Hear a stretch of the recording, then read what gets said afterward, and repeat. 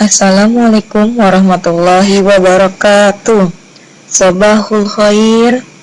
Kaifa halukum? How are you today? Alhamdulillahirrahmanirrahim. Semua dalam keadaan sehat walafiat.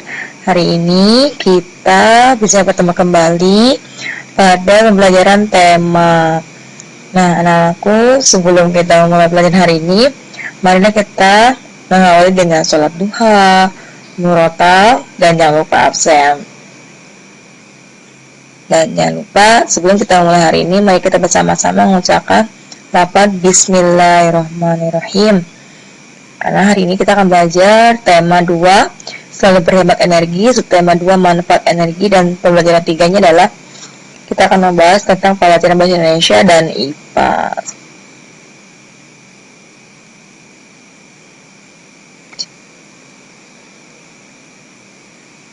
Nah, yang pertama adalah pelajaran bahasa Indonesia KD 3.4 dan 4.4 tentang petunjuk menghindari arus listrik. Nah, amati gambar berikut ini. Di sini ada sekumpulan anak-anak yang sedang bermain di lingkungan yang kira-kira mungkin membahayakan ya, karena di sekitarnya itu banyak aliran listrik. Nah, coba kalian perhatikan, pada kegiatan pada gambar merupakan kegiatan yang berbahaya karena mereka berpotensi terkena sengatan listrik. Nah, di situ ada anak-anak yang sedang bermain layang-layang, terus sedang berenang di kolam renang, terus ada yang bermain di tiang yang bermain di tiang listrik karena dia sedang mengambil layangan.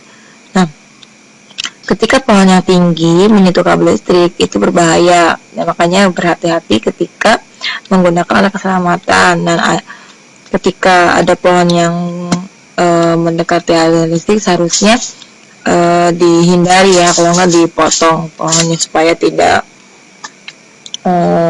terkena sengatan listrik. Dan kita juga harus berhati-hati berdekatan dan menggunakan peralatan listrik agar tidak menimbulkan akibat buruk.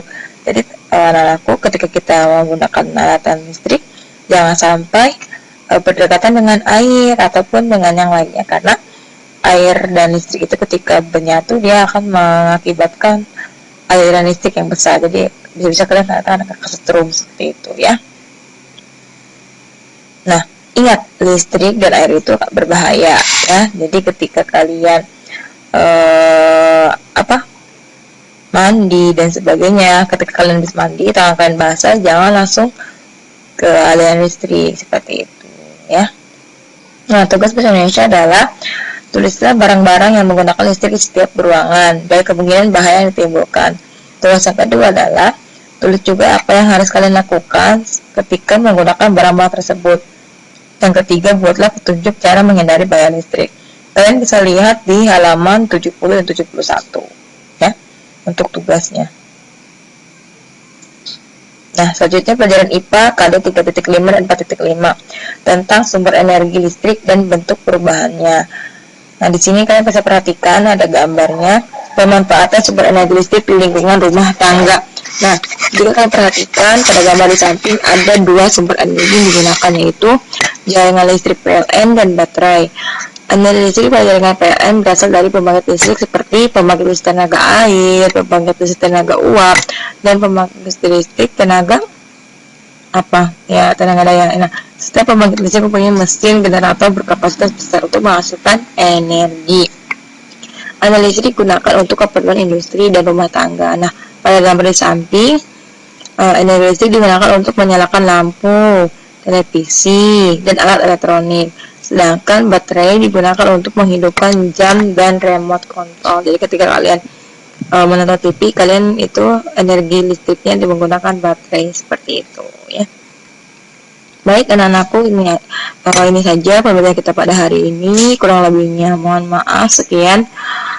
Sebelum kita mengakhiri pembelajaran hari ini, mari kita bersama-sama mengatakan alhamdulillahirrahmanirrahim. Sekian, wassalamualaikum warahmatullahi wabarakatuh.